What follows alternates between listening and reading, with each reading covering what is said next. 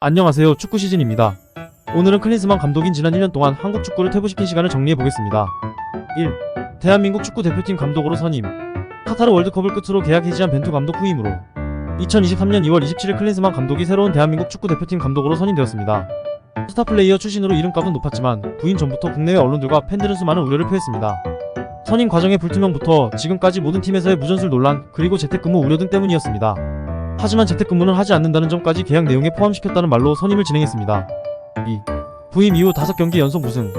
부임 후 첫 경기였던 콜롬비아전부터 9월 웨일스전까지 5경기 무승에 그쳤습니다.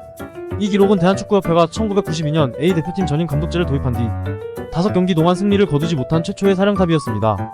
벤투 감독 시절 전방 압박과 빌드업 축구를 펼치며 호평받았던 한국이었습니다. 하지만 클린스만은 공격 축구를 선언했으나 이렇다 할 전술은 없었고 손흥민, 이강인 등 선수 개인기에 의존하는 축구만 펼쳤습니다. 좀처럼 승리를 수확하지 못하며 무색무취에 가까운 클린스만 감독의 지도력은 많은 비판을 받았고 일부에서는 흥미나 해줘 축구란 비아냥까지 나왔습니다. 3. 비상식적인 근무 태도. 클린스만은 국내 거주 약속을 어기고 미국과 해외 등에 머무는 시간이 많아 외유 논란이 나왔습니다. 심지어 자신의 집에서 ESPN 등의 패널로 더 자주 등장했습니다. 또한 국내 취재진과의 인터뷰도 미국에서 비대면으로 진행하는 경우가 있었습니다. 클린스만은 이를 비판하는 목소리에 대해 다양한 의견을 존중한다면서도 대표팀 감독은 클럽과 다르다, 국내뿐 아니라 국제적으로도 다양한 시야가 필요하다, 근무 형태를 바꿀 계획이 없다고 못 박았습니다.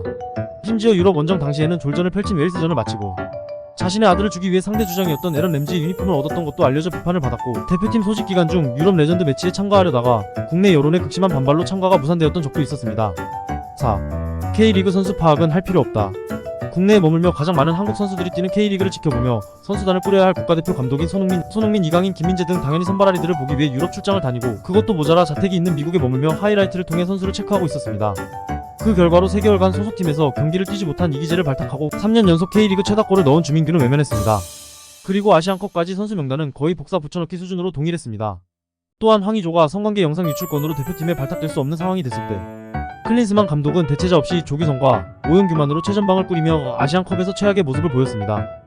상황 파악 못하고 웃기만 한다. 스마일맨인 클린스만 감독은 특히 아시안컵 기간 중 부진 속에도 계속 웃기만 해 비판을 받았습니다.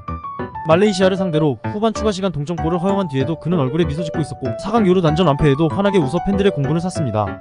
아시안컵을 마치고 귀국 당시에도 안 좋은 여론을 개의치 않는 듯 손을 흔들며 마치 개선 장군과 같은 태도로 분노를 자아냈습니다.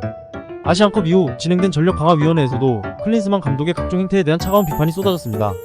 황보관 본부장은 국내 근무가 적은 근무 태도에 대해서 한국 국민을 무시하는 것 같다, 본인이 한 약속을 계속 어기면서 신뢰 회복이 어렵다는 평가였다고 말했습니다. 육선수단 관리까지도 못하는 최악의 감독.